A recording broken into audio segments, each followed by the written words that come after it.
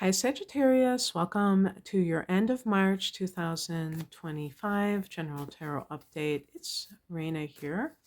Before I begin, Sagittarius was one of the signs that I did mid-month readings for back, I don't know, a week or so ago.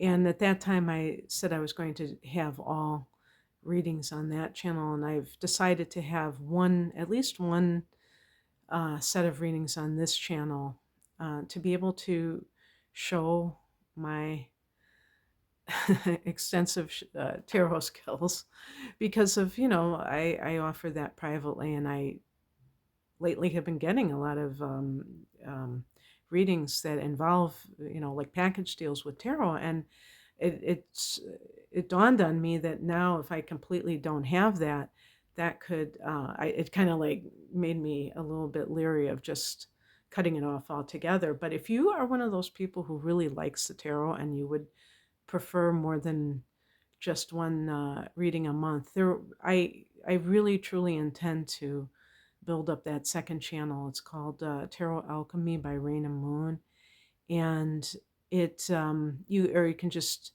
use the at readings by Raina, because that one I will be putting just a lot of tarot on that, and there that way because sometimes I have done multiple readings on my main channel with tarot, and it's a little bit tricky because some people, they're into astrology, so I don't want to, I'll feel more free to just post on that second channel like multiple tarot readings, if I feel called to do so. So anyway, and this deck that you just saw me put down here, this is a new one that I have called Flower Child Tarot, which is kind of like a 60s graphics. To me, I would say early 70s graphics. That's what I remember as a kid growing up. Those, but it was probably, taken from the 60s. But regardless, it's very, very groovy. Like, wow. And, I'm a Sagittarian myself, and that Queen of Wands is supposedly connected to Sag. There are several cards that we can get that are very much like that.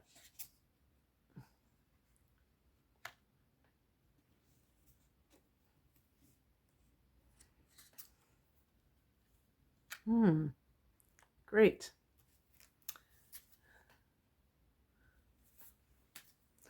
So a lot of it, oh my gosh, I just realized something, because I was thinking, oh, that's great, we got a wands, but it actually, we have like 1, 2, 3 out of the 6 cards are wands. It's fire energy, baby. And I'm recording this on the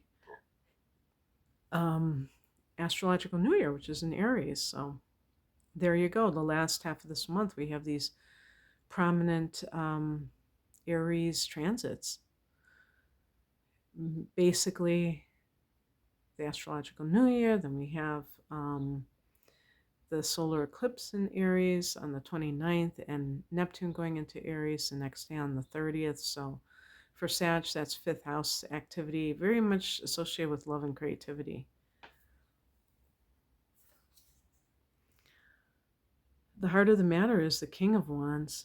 I don't know if there's a particular sign that's associated with this. I always think of the kings and queens as Leo myself. And but this is the alpha male, or this divine masculine energy, which has nothing to do with your gender. It has to do with the balancing of the two forces of the divine feminine and divine masculine. Divine meaning this is the representation of it that is the powerful and productive, versus the shadow side when we talk about the reversed positions. So for this card, we're looking at being, stepping into your own power. What does that involve? Are you the kind of person that doesn't feel that sense of empowerment and feels like you have to do something outside of yourself that is not in alignment with what you want to do? And sometimes, yeah, we do feel that way. But there are people, and that's why when I see the King of Wands, I think of a self-actualized person, someone who ha- takes charge of their life at the highest level. And I think that it's not true to say that we all have the ability to just control every aspect of our life. But people who are self-actualized, they seem like they always have, if one door doesn't open, they have the plan B. They're not just like getting discouraged by things, because they're always putting things in motion. And when you do that, I think more times than not, you're going to succeed. I think Sagittarius, we tend to talk a good game, and we tend to, just love to share our dreams with other people. It's that taking um, of action that is so important in making it all happen. So I think this is really, maybe this is Aries energy, because we are coming into that in that last half of the month. And maybe you're feeling like that desire to kind of put things in motion. And that is maybe in the area of creativity in particular, since that's fifth house in Aries. In the past position, we have the Ten of Pentacles. Did you get your payout? I'm trying to think, because this is about big money and things like that. I'm like thinking, okay, if this is in the past, okay, how is this going to relate to me, since I'm a Sagittarian myself? But it really is about. It's not just about, when we talk about the past position, we're not just talking about the idea that somebody has already experienced something. It may be that you're starting to warm up to an idea that you rejected in the past. So with the Ten of Pentacles, this can be the idea of being able to attract a large amount of material resources to you if you really didn't feel that way in the past. And it sounds strange saying that to a Sagittarian, because we're ruled by Jupiter, and we're supposed to be in that flow already. But I doubt that that's true for at least some Sages. I know I've not I know I've had that as a challenge, because you just kind of like experience certain things in life, and you just think this is how it's going to be.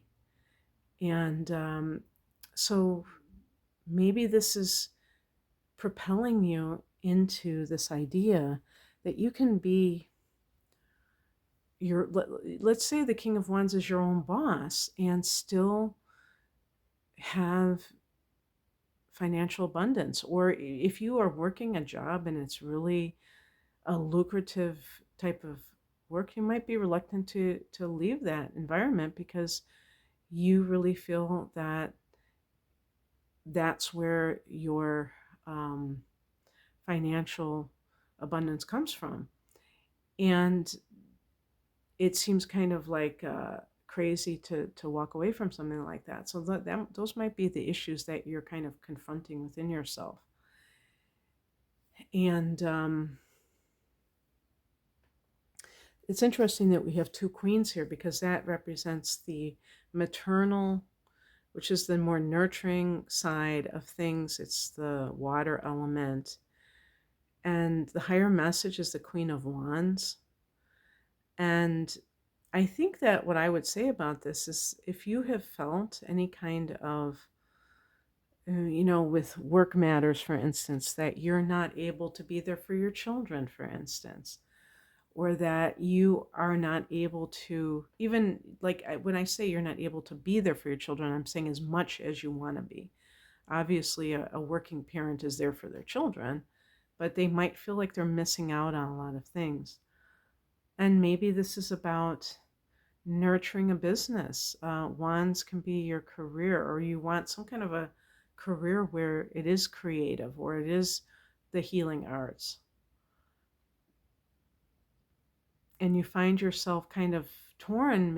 The Ten of Pentacles, maybe you work in a financial structured situation like a bank or somewhere with investments and like a stock market or something. And you really feel drawn to the creative life or the nurturing life.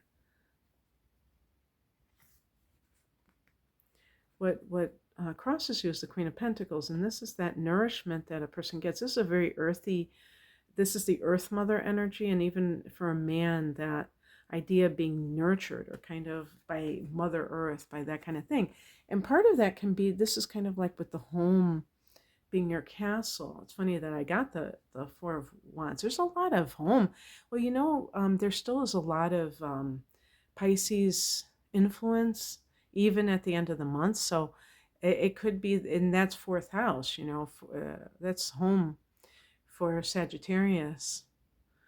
That's the fourth house for Sagittarius. So you might be feeling that pull, but you don't feel like you have the time to be able to spend enjoying those kinds of things, or you don't have the kind of a setup where it is that environment. Maybe your home is just a way station, a pit stop, because you're so active in the world and you really haven't built that up, and this might be reflected in that. What's coming in is the High Priestess. This is a very intuitive energy. It's really connecting with your higher self, and those downloads that you receive, those can be guiding principles for your life, and telling you where you need to go next, because these can be like seasons of your life. It's not to say that you would always be a homebody or anything, but you might need that time as you navigate these very high frequency times that we're in, where there's like so much happening, even on the material level, in the world, but also the spiritual upgrades and things like that, that kind of can overwhelm us and make us feel like, whoa, I'm just, people just feel like they feel like their head is spinning sometimes. So this is about tuning into higher guidance rather than, what the world is telling you that you should do. And it's also, to me, it's also a card of emphasizing that in your life. And it's almost paradoxical, because sometimes you have to tune into your spirit to even make good choices about material matters. Like if you're thinking about a new career maybe, and the practical side of things is really tripping you up, you know, this is right below this card, that maybe you have to look at it from a spiritual perspective to make a material decision. The outcome card is the Four of Wands. This is a card of a happy home life. Something might be going your way, that domestic type of, I don't know, something coming in that is connected to that is very exciting and positive for you in some way, exuberant. That's what this card represents. So something is coming for you that does that. And that's what you want. That's what your soul is craving right now. So embrace it. Okay, Sach, that's what I have for you. I hope that this resonated. If you would like a private reading, I have a bunch of package deals, some involving the tarot and astrology together for a discounted price. And I just offer chart analysis, all kinds of different readings. You can find out more information at the link below. Thanks for watching. Bye.